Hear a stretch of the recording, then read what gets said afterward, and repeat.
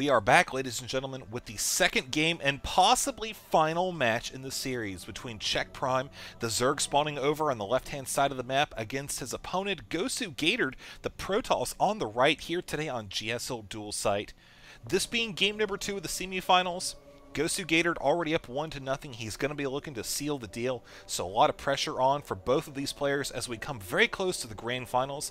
This is, of course, from LastPlayerStanding.com's 48-player SC2 Open. We are in season number 3. And Gatored going to be opening up with an economic build, it looks like, dropping the pylon down here.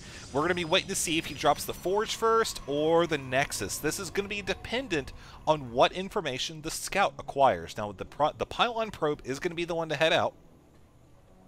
Sometimes you'll see in matchups it'll be the gateway probe, but I think in this particular setup with what the Protoss is going for, it's a smart decision to send down the earliest probe possible. And that's because he wants to kind of have an idea, okay, is there going to be a spawning pool first? If so, maybe I should kind of adjust when I drop my Nexus, or if there's an expansion first, like an attempt at hatchery that just goes down, balls to the wall, drone makes a run for it, then, you know, maybe he's going to go ahead and drop a Nexus first, or decide to drop a gateway and try to harass it. Either way, we now know a little bit more about what his plan is, and that is to drop a geyser and a spawning pool, going down from 15 supply back up to 14. We're going to see this kind of pretty much just turn into an economic style. Having the gas, maybe the timing that it is, will probably lend itself fairly well to that early metabolic boost. You see CheckPrime sending over several drones, actually only one of them getting to work there. Those drones, I guess they just demanded higher wages or something. But either way, GosuGatored making a point to try to harass the mineral line as long as possible, keeping an eye while that pool continues to build. Now notice he does have the Forge down here, waiting for the money to drop his Nexus, currently sitting at exactly 400. Boom, there it goes. And now he just has this nice little wall to work with where he's got between the Nexus and the Forge. He could place probably a pylon right here or something of that sort. Looking at his supply, definitely have to have something. Yeah, see, he's got the probe right there. This is, again, not at all surprising. Oh, okay, dropping a cannon there instead. Alright, that's fine too. But yeah, basically what you'll have here is when you go this style of play, you're going to want to have one more building right here, and in this case, it's going to be a gateway, because you want to try to seal up that hole, or at least make it as small as possible. So with this photon cannon, should be plenty of defense. Now, CheckPrime does have the Overlord here now, spots the timing of the expansion. He knows that his is going to be going down way after his opponent. Of course, the Zerglings are now running around with that metabolic boost, about 40% complete. Continuing to drone up and going directly into Tier 2 with one geyser. This is actually pretty nuts, although I have to say, he's still not getting any gas. Okay, there he goes. Now he's getting some gas. I'm really curious to see what he does with this. I think we can pretty much just rule out anything that's gas intensive. He could be going for roaches, although we don't see a roach warren or anything like that. He's just sticking with the pool. He's got a lot of larvae saved up. He's working on a bunch of drones right now, so this expansion is going to likely be saturated here. Very important that CheckPrime was able to deny the scouting. If the Protoss had come up here and spotted this hatchery, would have maybe thought to himself, what in the wide world of esports is going on? Now, back up here in GosuGatored's base, notice how there's a cybernetics core going down. This is, again, just walling off yet another point of entry for the natural expansion. And looking over here, pretty similar, working on the double gas. Now, this is where I'm really curious to see what the Zerg's going to do. I mean, is he going to be dropping... Uh-oh, now he spots it. Is he going to be dropping a Roach Horn? Is he going to be dropping maybe a Nidus? Is he going to do Nidus Ling? He's got three spine crawlers on the way. He's just accumulating this gas right now, and there's that metabolic boost upgrade coming now finally. So we'll keep an eye on him, as he is going to be dropping 3 spine crawlers down here at the natural. I was kind of wondering, you know, when I mentioned the spine crawlers, I'm like, wait a minute, I don't see them on the mini-map, huh? Maybe it's just me. Spine crawlers usually aren't that important. But look at what he's doing now. He's going to be trying to build 3 of them here. He's going to be able to lift them up and drop them right next to the natural expansion, applying direct pressure, and the Protoss really isn't going to do too much about it. He has dropped a couple cannons, but these spine crawlers are going to be well in place before they are finished. So he's going to be able to start playing Whack-A-Cannon here in about 2 seconds. There we go, folks. So very early pressure on the natural. Nice creative play from CheckPrime.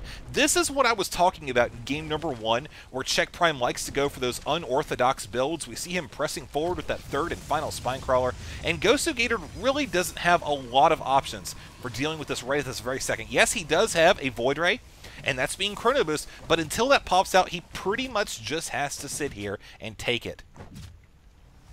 Ultimately, this will end up being a pretty substantial loss of resources if this Void Ray is able to come in here, knock out a bunch of these Spinecrawlers plus the Overlord. We're going to wait and see exactly if he's able to knock out this Spine or this Nexus, which I really don't think is going to happen. More likely, he's going to knock out the Pylon, and that's going to be about the extent of it, as this Void Ray is fully charged, continuing to take away the Spinecrawler. Third and final one going down. This poor Scantipede just sitting here, just hating himself, ducking his head in the corner, trying to do that whole duck and run thing.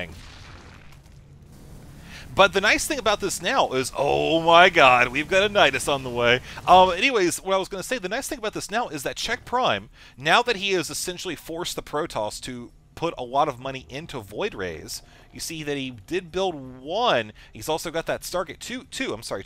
He's also got that Stargate just sitting idle now. That means that that first pretty substantial chunk of gas has gone directly towards that air, which Hydras are extremely capable of countering.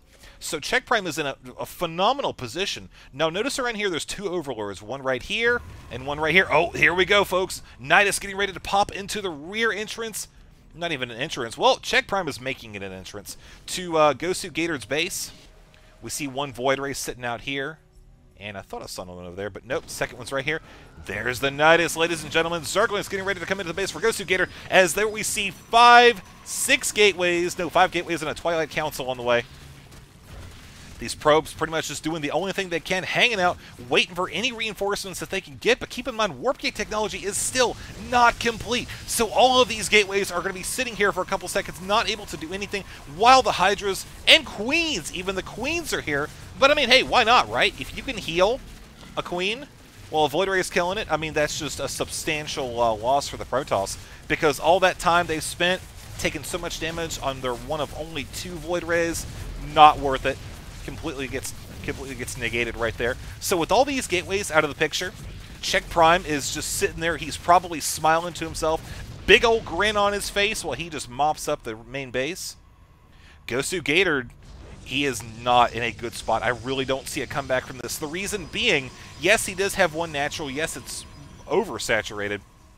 But he has already invested so much gas into this whole weapons one, double Void Ray expansion.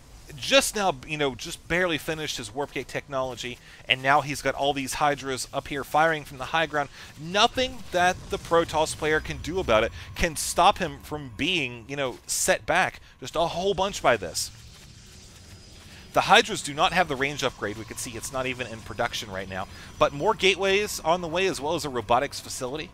He could be hoping to transition into Colossi. But again, that's going to be such a stretch when you consider the fact that the Zerg player has 2 functioning expansions, working on 4 gas right now. And here we go now. Whoa, nice force field, keeping a couple of those Hydras out of the field.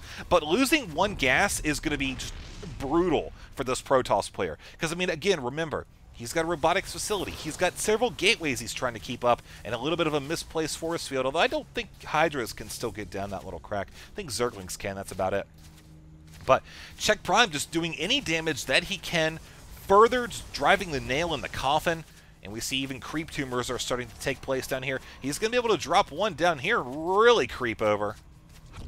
Hey, if nothing else, having a little permanent vision area right there, or vision, will always be a good thing for the Zerg. So GosuGatored is dropping an expansion over here at the high yield. If he's able to get that up and running, then I think he has a fighting chance. But he's lost the structure down here, and now you have a whole bunch of Zerglings running around. We're going to see, we're just getting ready to approach the 14-minute mark. CheckPrime expanding again. We see that just finished a second or 2 ago. And looking at the income now, we see 46 to 46. So the same amount of workers, but just huge difference in actual income right now. Because when you got a Protoss working with 1 gas, trying to get Colossi, it's not going to end well. Nice. Hydra's using the creep speed, trying to get any advantage that they can. Maybe take out a Zealot or two before they have to retreat. No, going for the sentries. There's 100 gas. That's, again, just a substantial loss for the Protoss player. And finally, that Nidus is going to get taken out. So far, units lost. 5 workers, 21 units. So that's a pretty substantial number there for both players, actually. Here comes the Colossus now. We also do have the range upgrade. This is, again, trying to deal with the Hydralisks, which comprise, well, right now the bulk of the army, but in about I'd say 10, 20 seconds or so, we're going to see a bunch of mutas come out, and I think that's just going to be it right there, folks.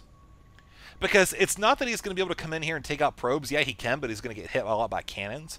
But what he is going to be able to do is come over here and start knocking out pylons. He can knock out these pylons, knock out this robotics bay.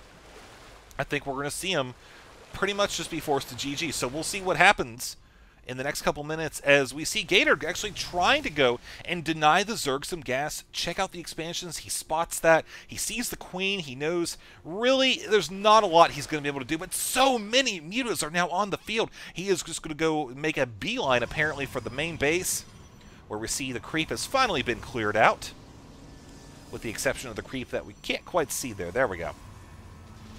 So those mutas coming in, taking out this expansion, the Protoss is not going to have any response for it and is going to be forced to GG, bringing this series to an exciting 1-1.